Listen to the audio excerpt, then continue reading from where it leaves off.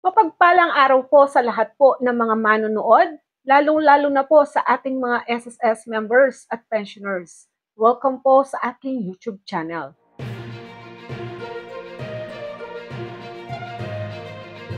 Ang video po na ito ay para po sa mga SSS pensioners na baguhan pa lamang sa mundo ni SSS. Dito, sasagutin po natin ang tatlong tanong. Una, magkano ba ang dapat matanggap na 13-month pension? Pangalawa po, kasama na po ba sa 13-month pension ang increase sa pension? Pangatlo, kapag ba nakuha ang 13-month pension, kung ang SSS pensioner ay may loan, ikakaltas ba ang loan dito? Ang tatlong tanong na yan ang ating sasagutin ngayon. Una po, tanong, magkano ang 13-month pension na makukuha po ninyo sa darating na December, first week of December 2025? Magkano? Ito po ay nakadepende. 13-month pension po ninyo ay katumbas po ng isang buwan na monthly pension po ninyo.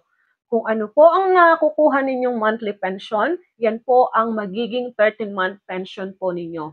So kung ang inyong pension ay 10,000 a month, ang makukuha mong 13-month pension ay 10,000 din.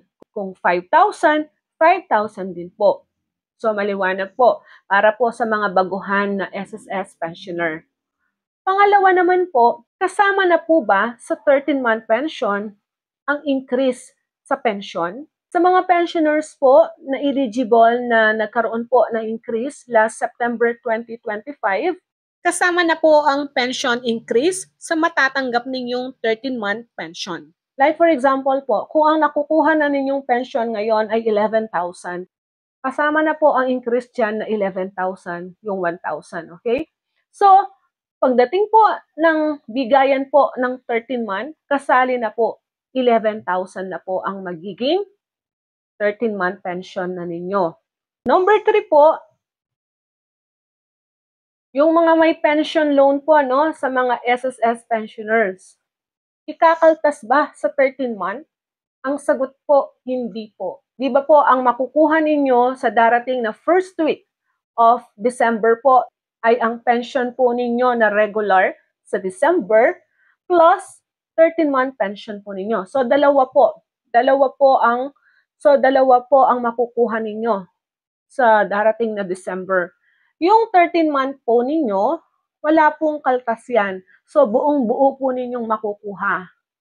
Yung pension po ninyo na regular sa December 2025, kung meron po kayong pension loan, yan po ang kakaltasan po ni SSS. So maliwanag po, yung 13-month, buo po ninyong makukuha, at yung regular pension po ninyo, kung meron po kayong loan, doon po siya ikakaltas sa regular monthly pension po ninyo sa December 2025.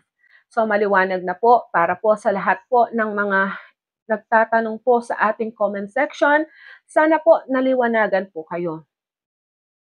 Iyan lamang po ang ating information sa ngayong araw na ito. Have a nice day and God bless us all po. Ito po ang inyong lingkod, Pro Information Hub.